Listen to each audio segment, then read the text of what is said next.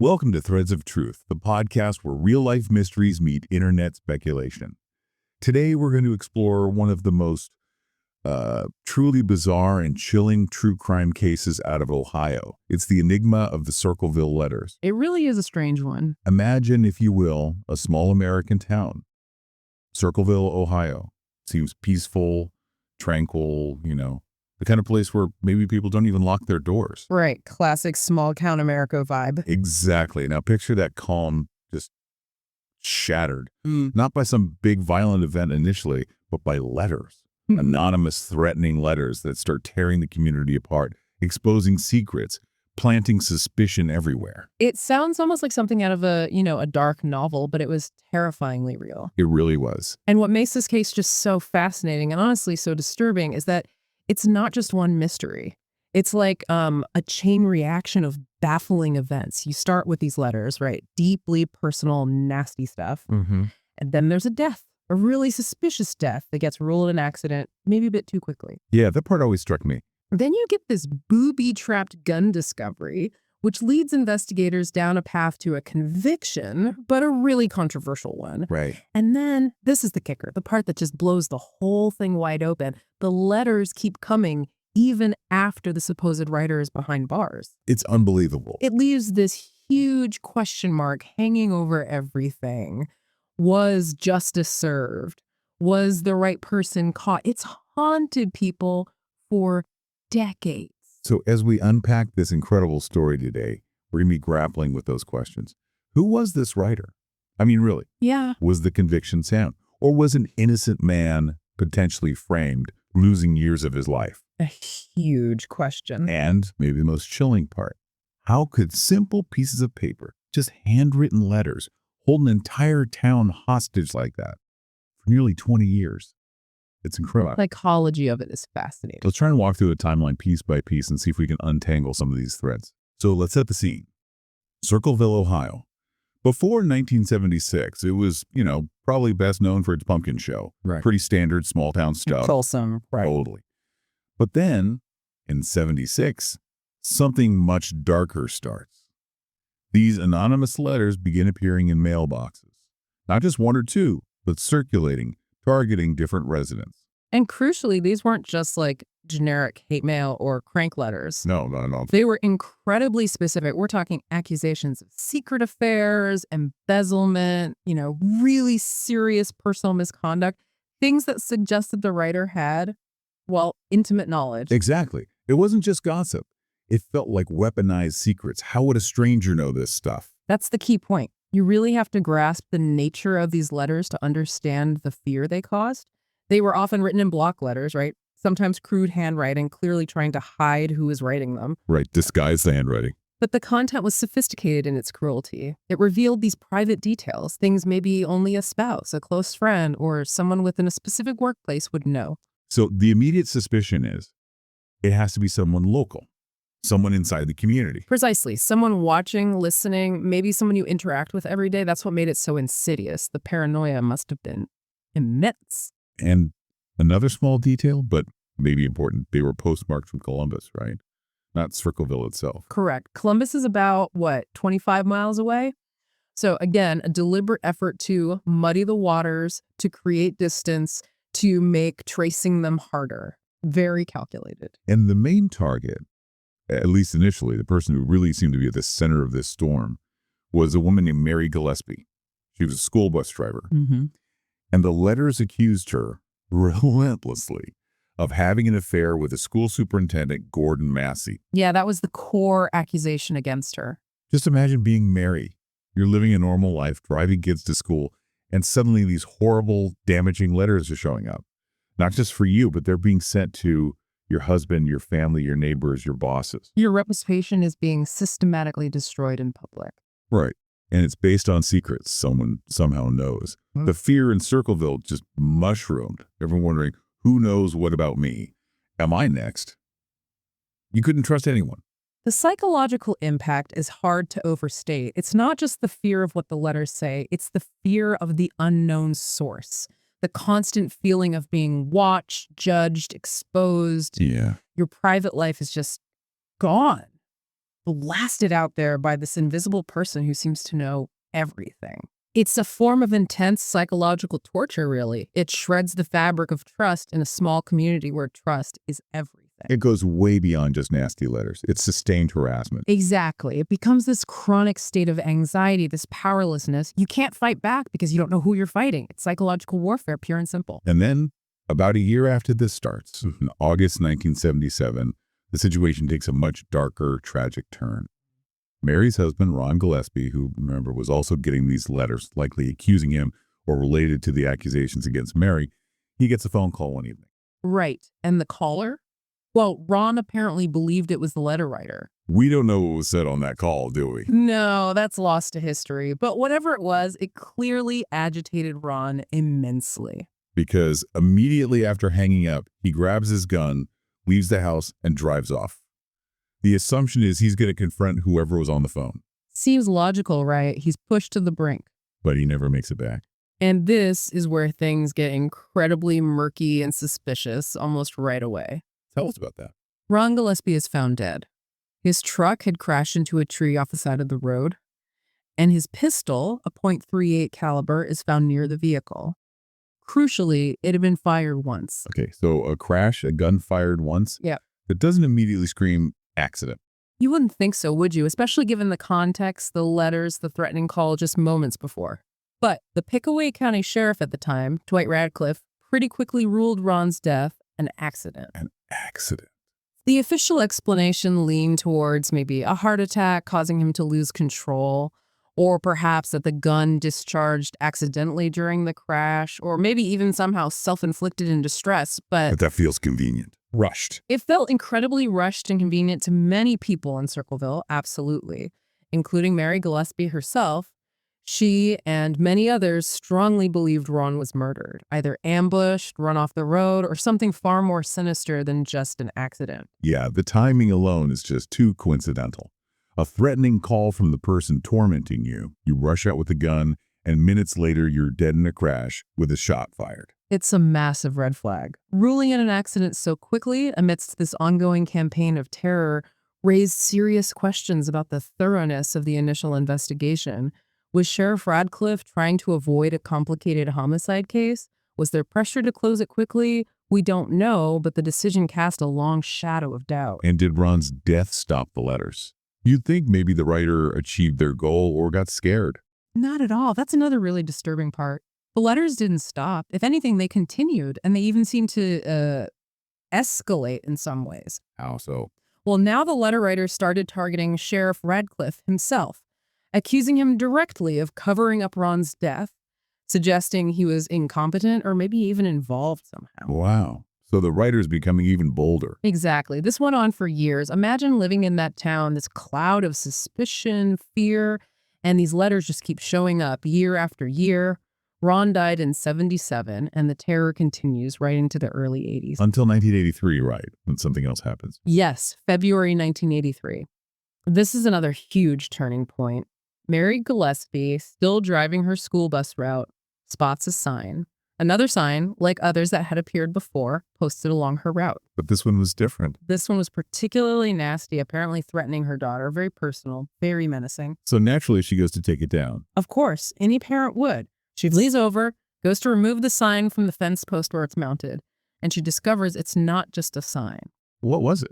It was attached to a string, and that string led to a small box hidden nearby. Inside the box was a loaded .22 caliber pistol, rigged up with wire and wood, a homemade booby trap designed to fire when the sign was pulled. Oh my God, so it was an attempt on her life. A direct, undeniable attempt to kill her. This changes everything. It's no longer just psychological warfare, it's attempted murder. And this time, law enforcement has something concrete, right? The gun. Finally, yes. A tangible piece of evidence they could trace. And they did.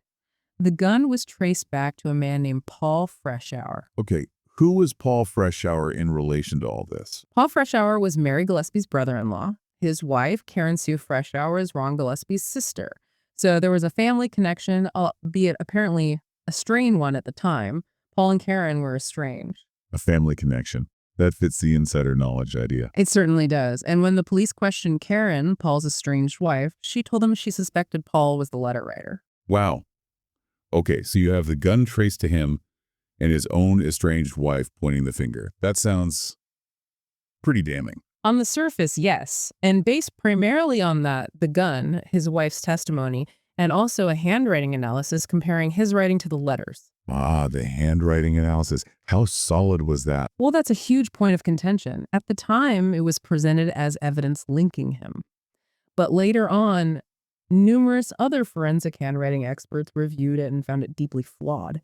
Highly subjective, especially given the disguised block lettering used in the letters. Many experts essentially discredited it. So the physical evidence was the gun, and the rest was circumstantial and a shaky handwriting comparison. Pretty much. But it was enough. Based on that combination, Paul Freshour was arrested, tried, and convicted of attempted murder for the booby trap incident. And what was his sentence? He was sentenced to 7 to 25 years in prison. So the town must have breathed a sigh of relief, right? The letter writer, the person behind the booby trap, was finally caught and locked up. The terror was over. You would absolutely think so. That would be the logical conclusion to this nightmare. But this is the Circleville Letters case, and nothing is logical. What do you mean? Here's the twist that elevates this case from a tragic local crime story to an enduring, baffling mystery. Paul Freshour goes to prison, and the letters don't stop. Wait, what? Seriously? Seriously. The anonymous, threatening letters in the same disguised handwriting with the same intimate knowledge of Circleville secrets continued to arrive in mailboxes. But how? He's in prison. Exactly. He's incarcerated, supposedly in Lima Correctional Institution, a state penitentiary. Later reports even suggested he was held in solitary confinement for periods. Yet the letters kept coming. Who were they sent to? Still the same targets? To other residents, yes, continuing the harassment campaign. But even more incredibly, letters were sent to Paul Freshour himself in prison. Letters were sent to the convicted letter writer from the supposed letter writer. Makes your head spin, doesn't it? How is that even possible if he's the sole person responsible? That fundamentally breaks the case against him, doesn't it? It rips a massive hole in the official narrative. It's the single most compelling piece of evidence suggesting something is deeply wrong with his conviction. If he's the writer, how are these letters still appearing, postmarked from Columbus, sometimes even addressed to him? Was there any specific content in the letters sent to him in prison? Yes. One particularly chilling line from a letter Freshour received while incarcerated read something like, "I told you 2 years ago, when we set them up, they stay set up." Oh. Plural. Plural, we set them up. That word alone opens up a whole new avenue of speculation, doesn't it? An accomplice. Multiple writers. Absolutely. And did the prison authorities investigate this? Could he somehow have been sending them from inside? They did look into it. The prison warden at the time, after an internal investigation, apparently concluded that Freshour, given the conditions of his confinement, especially if he was in isolation, simply could not have been mailing those letters himself. So the prison itself doubted he could be sending them. That's the report. It's a critical inconsistency. It casts enormous doubt on his conviction as the sole perpetrator. Either the real writer was still out there mocking everyone, including the man convicted for their crimes, or Freshour had help, an accomplice on the outside. that becomes a leading possibility, yes. But regardless, the fact remains, the letters continued while the convicted man was locked up. That fundamentally shifts how you have to look at this case. So what happened to Paul Freshour? He served over 10 years. He was released on parole in 1994, and throughout his imprisonment and after his release, right up until his death in 2012, he maintained his innocence. He always claimed he was framed. And the letters. Did they continue after his release? Here's the other baffling twist. The letters, which had plagued Circleville for almost 2 decades, abruptly stopped in 1994. The same year Freshour was released. The exact same year. Okay, wait. That seems to point back towards him being involved, doesn't it? If they stop the moment he's out. It adds another layer of complexity and contradiction. It's maddening, isn't it? On one hand, letters continuing while he's in prison strongly suggests innocence or an accomplice. On the other hand, letters stopping the moment he's out seems to suggest his direct involvement, or at least the involvement of someone whose motive was tied to his imprisonment. So it's like the evidence points in completely opposite directions depending on which piece you focus on. Precisely. It's why the case remains so intensely debated. You can construct plausible arguments for several different scenarios based on these conflicting facts. And officially, what's the status? Officially, the case remains unsolved in terms of definitively identifying the Circleville letter writer. Law enforcement essentially closed the books after Freshour's convictions seemed to quell the immediate threat. But the lingering questions, especially about the letters from prison, were never fully resolved. Circleville was left with this deep wound, this unresolved mystery, and a legacy of fear and mistrust. It's really no wonder this case has become such a fixture in true crime circles and online forums. It's got all the elements of an enduring mystery. Absolutely. Cases like this, full of contradictions, unanswered questions, and a potentially flawed investigation. They are perfect fuel for speculation, aren't they? Yeah. People need answers. And when the official channels don't provide satisfactory ones, people will try to find them themselves. The internet has become this massive, collaborative detective agency for cold cases like Circleville. So let's talk about some of those theories that have emerged online and among enthusiasts. The most prominent one seems to be the idea that Paul Freshour was simply innocent. That's probably the most widely held belief among those who've looked closely at the case. Yes, the Freshour is innocent camp has some very strong points.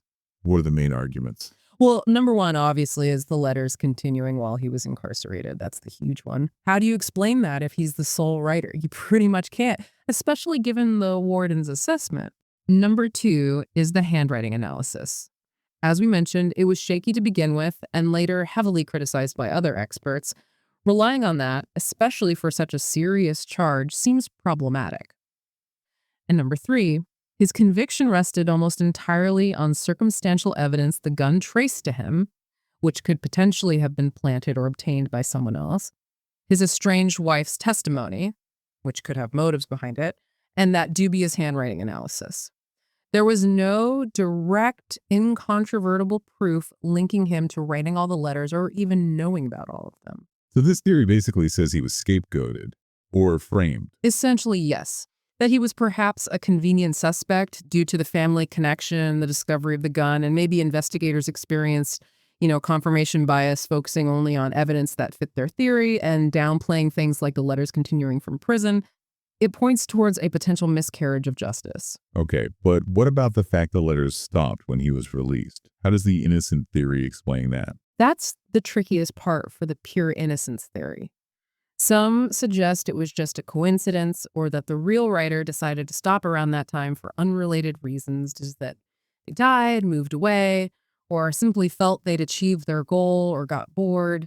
It's a weaker point for this theory, admittedly. Which leads us to the next major theory, the one that tries to reconcile Freshour's potential guilt with the letters from prison, the accomplice theory. Right. This one suggests Freshour was involved. Maybe he was the original writer, or at least involved in the booby trap plot, but he didn't act alone. He had an accomplice on the outside who continued the letter campaign while he was locked up. What supports this idea? Well, it neatly explains the letters continuing from prison. Someone else was sending them. It also explains the letters stopping upon his release. Perhaps the accomplice's job was done, or their agreement ended once he was out. And that we, in the letter sent to him in prison. Exactly, when we set him up. That little word carries a lot of weight for proponents of this theory. It suggests a partnership. This theory allows Freshour to be guilty of something, aligning with the conviction, while also explaining the biggest piece of contradictory evidence. It tries to make all the pieces fit, even if it means introducing another unknown, the identity of the accomplice. It feels plausible in a complicated way. It's definitely one of the more logical attempts to synthesize all the conflicting data points, yeah. Then you get into the more, let's say, out there theories that tend to pop up online, like the idea that Mary Gillespie herself was the writer. Yes, that one circulates. It's highly speculative, suggesting Mary orchestrated the whole thing, writing letters to herself and others, possibly to garner sympathy or eventually frame her brother-in-law, Paul Freshour, perhaps out of some family dispute or other unknown motive. Is there any actual evidence for that? Not really, no. There's no concrete evidence pointing to Mary. It's mostly based on reinterpreting events through a lens of suspicion, which often happens in unsolved cases. Fringe theories like this emerge when there's a vacuum of solid answers, but it's crucial to separate speculation from evidence-based analysis. This one lacks the latter. Right. It's important to stay grounded in the facts we do have. What about theories looking outside the immediate family? The different person theory. This is another strong contender, I think. It posits that the writer was someone else entirely, likely someone connected to the school district, given the initial focus on the alleged affair between Mary and the superintendent. Someone with insider knowledge, but not necessarily family. Exactly. Someone who maybe had a grudge against Mary or the superintendent or both. Someone who worked there, heard the gossip, knew the schedules, the dynamics. This fits perfectly with the intimate details revealed in the letters. And wasn't there another school employee mentioned in some discussions? Yes, the name David Longberry often comes up in online discussions. He was another school bus driver. Rumors circulated, and these are just rumors that he might have held a grudge against Mary, perhaps after she rebuffed romantic advances or something similar. So a potential motive of unrequited feelings or workplace conflict. It's a plausible motive, if true. Someone like Longberry or another disgruntled employee would have had the proximity, the knowledge, and potentially the motivation to carry out such a sustained campaign. It fits the tormentor hiding in plain sight profile quite well. The psychological aspect of an insider carrying out this torment is particularly chilling. It really is. And beyond just who did it, the case itself has had this lasting cultural impact, hasn't it? Oh, absolutely. It's become more than just a local Ohio mystery. It's a symbol, really. A symbol of hidden secrets in seemingly peaceful communities, the corrosive power of paranoia, and the unsettling reality of being watched, even before the internet age. And shows like Unsolved Mysteries played a huge role in that. A massive role. That show brought the Circleville Letters to a national audience. Their focus, especially on the letters continuing while Fresh Hour was in prison, really cemented the doubt surrounding the official story and kept the mystery alive for generations. It ensured the case wouldn't just be forgotten. It's fascinating how it still resonates today. With online sleuths on places like Reddit, people were still actively discussing it, analyzing documents, proposing theories. It's a perfect case for that kind of collaborative online investigation. The inconsistencies, the unanswered questions, the sense of potential injustice, it draws people in. And you mentioned the parallel to modern times. It does feel like a precursor to cyberstalking in a way. It really does. The anonymity, the psychological harassment, the feeling of being constantly targeted by someone unseen who knows too much about you. Those are the exact same fears people experience with online harassment today. The medium changed from pen and paper to keyboards and screens, but the fundamental terror is remarkably similar. It shows how vulnerable we are to anonymous torment. When you step back and analyze the whole saga, what are the big takeaways? What does the Circleville Letters case really teach us? I think first and foremost, it's a stark lesson in the sheer power of anonymity when used for malicious purposes. It shows how one person, hidden behind that shield, can inflict immense psychological damage and sow widespread chaos and fear within a community. More than a physical threat, almost. In many ways, yes. The uncertainty is key. A physical threat is concrete, you can react to it. But this unseen, knowing tormentor, it breeds this pervasive anxiety. It makes you question everyone around you. It systematically breaks down trust, which is the bedrock of any community. It was psychological warfare waged with stamps and envelopes. And then there's the justice system aspect. It really puts a spotlight on potential flaws, doesn't it? It certainly does. The conviction of Paul Freshour, despite the glaring issue of the letters continuing from prison, and despite the questions surrounding the handwriting evidence, serves as a really compelling and potentially tragic case study. A travesty of justice, some would say. Many view it that way. It raises serious questions about investigative tunnel vision. Did law enforcement lock onto Freshour too early and ignore contradictory evidence? It highlights the dangers of relying too heavily on circumstantial evidence, especially when something as significant as the continued letters challenges the entire premise. What happens when the official story just doesn't add up? It erodes faith in the system. It leaves this lingering sense of doubt, this feeling that justice wasn't truly served, or at least not fully understood. Cases like Circleville remind us how fragile justice can be, and how easily the narrative can be skewed by pressure, assumptions, or incomplete information. It forces us to ask, What really constitutes proof beyond a reasonable doubt when such glaring inconsistencies exist? And the media's role in all this is undeniable, too, keeping the story alive. Absolutely critical. Unsolved Mysteries, in particular, didn't just report the case. It actively highlighted the inconsistencies, especially the letters from prison. It essentially put the official narrative on trial in the court of public opinion. Which can be powerful. Extremely powerful. It kept the questions burning, fueled public interest, and ensured that Paul Freshour's claims of innocence weren't just dismissed. Media engagement can bring vital attention to cold cases, but it also shapes public perception, sometimes solidifying certain theories over others. It's a complex relationship. So when we try to untangle these threads of truth, we're left with these fundamental conflicts, aren't we? Exactly. You have the conviction versus the letters from prison. You have Ron Gillespie's suspicious death versus the official accident ruling. You have the family connections versus the possibility of an outsider from the school. And underpinning it all is that central, maddening question. Who wrote the letters? Was it one person? Was it Paul Freshour with help? Was it someone else entirely? Maybe even multiple people over the years? We just don't know for sure, and maybe we never will. What we do know is the devastating impact it had. The power of gossip, secrets, and anonymous accusation to hold a town captive, to ruin lives, and to leave scars that last for generations. That's the undeniable, chilling truth of the Circleville Letters. The Circleville Letters. It's a story that truly burrowed under the skin of a town and has lingered for decades. Threatening letters, a death shrouded in suspicion, a conviction undermined by baffling evidence. The search for truth feels like navigating a maze with no exit. Who was the writer? The letters stop, yes, but the silence never really answered the question, did it? The consequences echo, a reminder of secrets, paranoia, and a justice that perhaps remained elusive. So what do you think really happened back then in Circleville? Do you lean towards Paul Freshour being innocent, a victim of circumstance? Or does the accomplice theory seem necessary to explain everything? It's a case that makes you really think about the hidden currents beneath the surface of everyday life.